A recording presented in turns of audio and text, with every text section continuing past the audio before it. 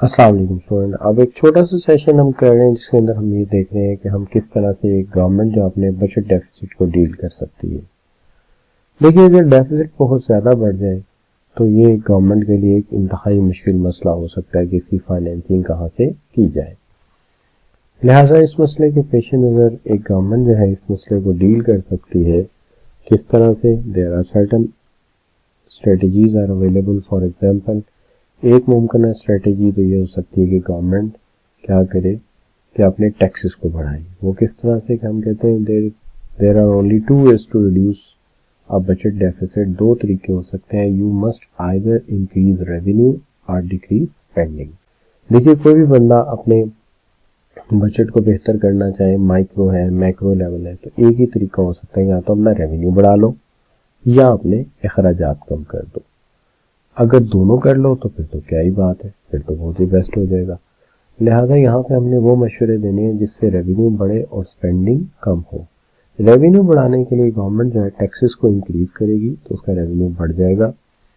इसी तरह excise duties और अदर ड्यूटीज जहाँ से रेवेन्यू गवर्नमेंट को मिलता है इसे बढ़ा दिया जाए तो इससे रेवेन्यू बढ़ जाएगा।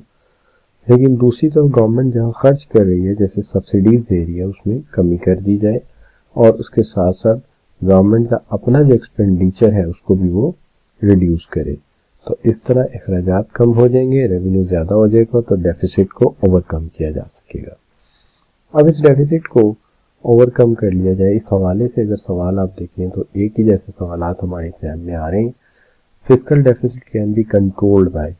तो फिस्कल डेफिसिट कैसे कंट्रोल किया जा सकता है? एक तो हम क्या करें, टैक्सेस को बढ़ाएं, दूसरे अपने अखराजात कम करने के लिए सब्सिडीज को कम करें और उसके साथ साथ पब्लिक एक्सपेंडिचर को भी कम करें। तो ये सारे ऑप्शन ले लिए जाएं तो हम फिस्कल डेफिसिट को कम कर सकते हैं। यहाँ पे इस सवाल में fiscal deficit can be controlled by reducing. देखिए, अगर हम टैक्स रिड्यूस कर देते हैं तो हमारा रेवेन्यू कम हो जाएगा, लिहाजा ये तो ठीक नहीं होगा। इम्पोर्ट वगैरह का मामला यहाँ मैटर नहीं करता और अनएम्प्लॉयमेंट का इशू भी। यहाँ पे एक ही चीज़ रिड्यूस करने से फ़ायदा होगा और वो है आपका पब्लिक एक्सपेंडिचर।